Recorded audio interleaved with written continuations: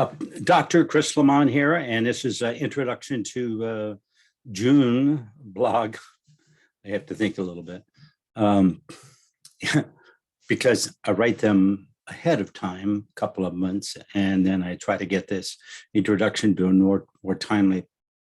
You know, I learned something eons ago. I used to have a center, I taught classes, and it was always a struggle, kind of like trying to find a date and plan things out a week ahead, 2 weeks ahead, a month ahead, and coordinate things. And it took a huge amount of time.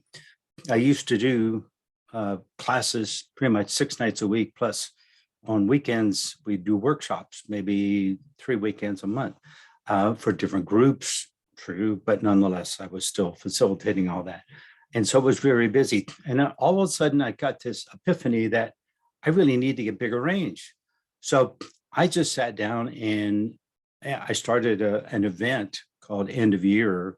So we would kind of celebrate the end of the year and kind of build a vision for the future. And I used that opportunity as a catalyst in December, the end of the year, to go ahead and plan all my workshops and everything out for a whole year.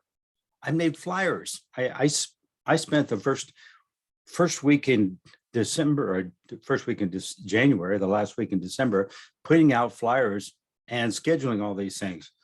I didn't have any facilities or places to put them all together, but I just put them all out there. I put it all out there so that it was there in the world. Made huge range. My numbers almost doubled, and never had any problem with booking or events. In all those years of doing it, I only had one guy that I rented a place from, had everybody coming for a male retreat. And 2 weeks before the male retreat, I had people flying in for it. Why, he canceled it because he was afraid of the planet alignment or something like that. And it was like, gosh, it was his dream in life to have a male retreat at his facility. It had lots of events with women, but he wanted to do a male retreat. And I said, sure, I'll do it. And we put it all together and had it all scheduled, and he backed out. Like, wow, that was the only one I've ever lost. It's like, wow, that was really kind of interesting. At that time, I'm going, wow, this is interesting. I guess I'm going to have to quit doing male retreats. Maybe they were just done, right? So I don't know. It's just time for change. We always go through time for change. When it's time for everybody to change, it's tougher to notice, right?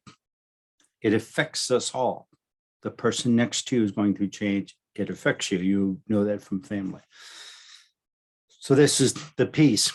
So the blog, for the most part, is about no range. I kind of flipped it. What would it be like with no range? And so I gave some examples, and we kind of explored that concept of like, wow, what if it's just a point? What does that look like? And played with that, because I'm gearing up to come into play a little more with this year's workshop, and we'll talk more about that in July and start to initiate that in July. Some of the people were already doing some tests on it and running it. I've got a couple of different teachers that will be teaching it in different areas. And so it should be a fun adventure. It's just working with the unconscious patterns. Once again, it's another way to create range. There's lots of models to talk about range. I picked at the beginning of this year talking about developing range by developing more interest. And I did that explicitly for environmental change because of the fact that things are changing out there. So if you had some type of a sport or something you did, if you liked boating and water skiing, right now you might find it a little challenge with a lot of the lakes and streams dried up and no water. Go to Lake Powell, for example. So all those things are changes that occur in the background. So I came at it from the approach this to build range. We really need to make diversity of interest. We're also going into a more interesting and more subtle piece, and that is by looking at the patterns that run unconsciously. So we have lots to play with for the rest of this year. I may even come up with some other diversity before we're done. So thank you very much for your support.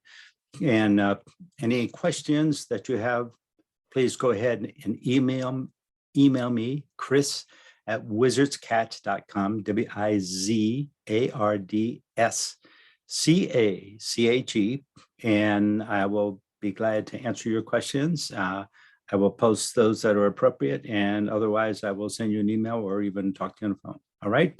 So thank you very much and enjoy the blog.